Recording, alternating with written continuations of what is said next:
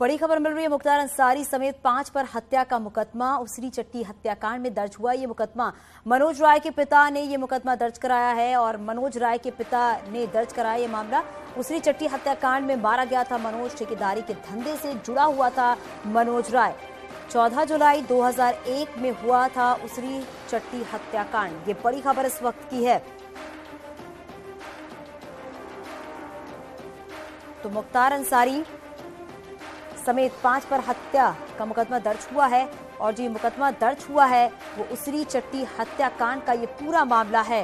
मनोज राय के पिता ने ही ये मुकदमा दर्ज कराया है और उसरी चट्टी कांड में ही मनोज को मारा गया था। ठेकेदारी के धंधे से जुड़ा हुआ था मनोज राय और अब इस पूरे मामले में मुख्तार अंसारी के साथ ही 5 पर मुकदमा दर्ज किया गया है। हमारे सहयोगी ऋषभ मणि हमारे साथ जुड़ गए। ऋषभ, क्या जानकारी मिल पा रही है? मुख्तार अंसारी के साथ ही 5 लोगों पर यह मुकदमा दर्ज हुआ है।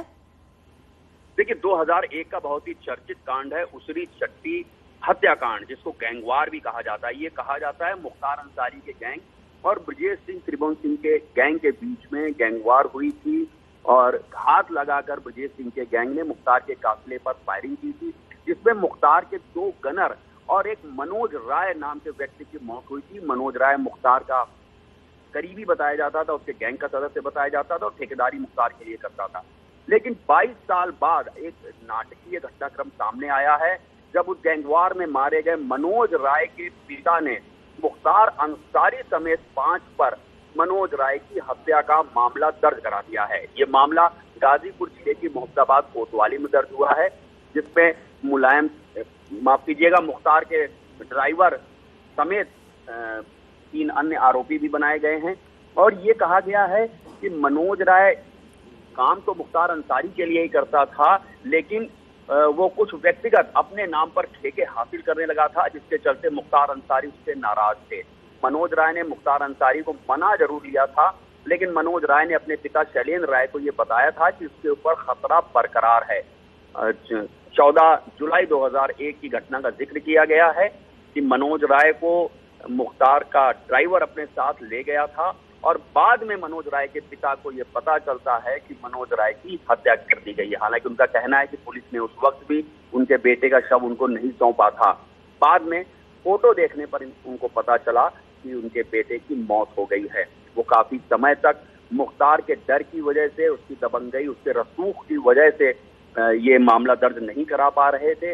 लेकिन इन दिनों सरकार ने बहुत सख्त कार्रवाई की है मुख्तार अंसारी और उसके गैंग पर, लिहाजा उसने हिम्मत जुटाकर अब ये FIR मुख्तार पर दर्ज करा दी है। तो ये एक ऐसा मामला है उसरी चट्टी हत्याकांड, जिसमें त्रिभुवन सिंह ब्रजेश सिंह के ऊपर आरोप लगा था हत्या का।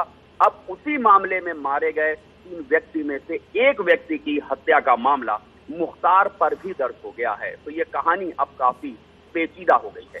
बिल्कुल, ये कहानी पेचीदा तो हो ही गई है, लेकिन ऋषभ, ये भी देखा जा रहा है कि अभी आप जैसा बता रहे थे कि उस समय मनोज के पिता ने मुकदमा दर्ज नहीं कराया था क्योंकि मुख्तार के रसूख की वजह से मुकदमा नहीं दर्ज हो पाया था। लेकिन अब ये कहा जा सकता है कि फाइनली जब मुकदमा दर्ज हो गया है तो अब इस हिसाब से आगे की पूरी कार्रवाई जो है वो की जाएगी। जी हाँ, बिल्कुल। अब देखना यही होगा कि पुलिस अपनी इन्वेस्टिगेशन को किस ओर ले जाती है, क्योंकि इस हत्याकांड में 3 लोग मारे गए थे, जिसमें एक मनोज राय भी था। तो मनोज राय की हत्या का मामला पहले ब्रजेश सिंह और त्रिभुवन सिंह पर दर्ज था, जो मुख्तार अंसारी की ओर से दर्ज कराया गया था। लेकिन अब उसी उसरी चट्टी हत्याकांड में मारे गए मनोज राय की हत्या का मामला मुख्तार और उसके 4 सहयोगियों पे दर्ज हो गया है। पुलिस के लिए अब ये चुनौती होगी कि वो अपनी इन्वेस्टिगेशन को किस तरफ ले जाती है और कैसे कोर्ट में साबित करती है कि मनोज राय की हत्या खुद मुख्तार अंसारी नहीं की थी या कार्रवाई। और ऋषभ, अब ये भी है कि अब जो रसूख दिखाया जाता था वो योगी सरकार में ये देखा जा रहा है कि बड़े बड़े माफिया भी घुटने टेकते हुए नजर आ रहे हैं। 0 टॉलरेंस की नीति पर काम किया जा रहा है। बहुत शुक्रिया ऋषभ इस पूरी जानकारी के लिए। आगे भी खबरें जारी है, यहाँ रुकेंगी छोटा सा ब्रेक के लिए, जल्द लौटते हैं।